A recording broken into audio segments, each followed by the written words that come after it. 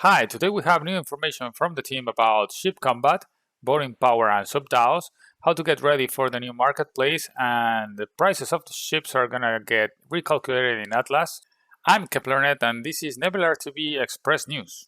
Combat will be based on combat score, and in general, there are two possible scenarios. Number one, combat is resolved by total combat score of a fleet versus another fleet. And number two, each ship has its combat score and it will work ship versus ship until a fleet loses all ships. And the team has said that if everything goes as designed, we can expect the best of both scenarios. Firepower will be factored into combat score and also other variables, mostly things we would expect like hit points and number and type of hardpoints. The ATS Enforcer has a capital hardpoint, but the team hasn't fully defined what type of weapon can fit there, just the size. This ship could be good for siege, but for now, there will be no siege mechanics in Scream, although the team has said that it's a cool idea, so it can be possible in the future.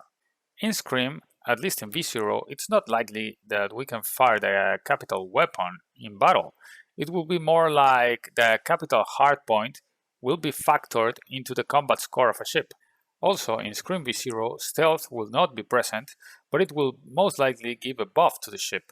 In general, stealth is about energy output suppression and radar sensitivity. So higher stealth means a higher tier radar needed to detect it. About possible bots and multi-accounts, the idea is that if it becomes operationally more expensive to spread your assets across multiple wallets, then that should stop bots and multi-accounts. For example, it should be much better to have only one wallet with 10 airbikes instead of two wallets with 5 airbikes each. Another thing is that the team has said that there will be a large amount of wallet-bound items that will not be tradable.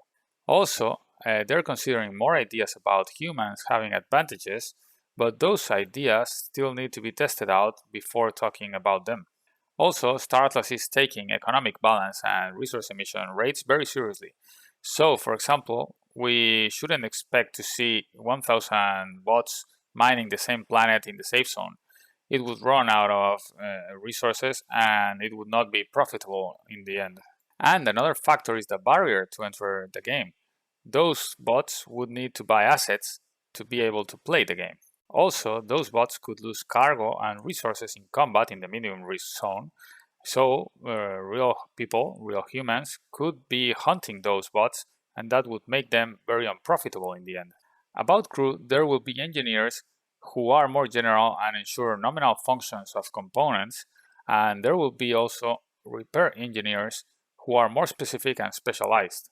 About crew and NPCs, the team has been discussing this, but it's a possibility that NPCs learn and improve their abilities over time. This may be based on NPCs having their own specific wallet, which would also have an influence, a very important influence, over the economy of the whole game, and it would also make PvE very interesting. The team is already working on that technology for our crew NPCs, so our crew NPCs can improve their skills over time, and that is part of the fundamental design of the game. So in theory, the team should be able to simulate that for a vast population of NPCs that would be able to improve their skills over time too. These programs would be the same for our crew NPCs and other NPCs and are supposed to be available since early stages of Scream, and then would be getting upgrades constantly in the future. In the long term, all this implies that merchant NPCs could have its own inventory of items to sell and buy. At least that's what the team wants in the long term, but it's still being decided.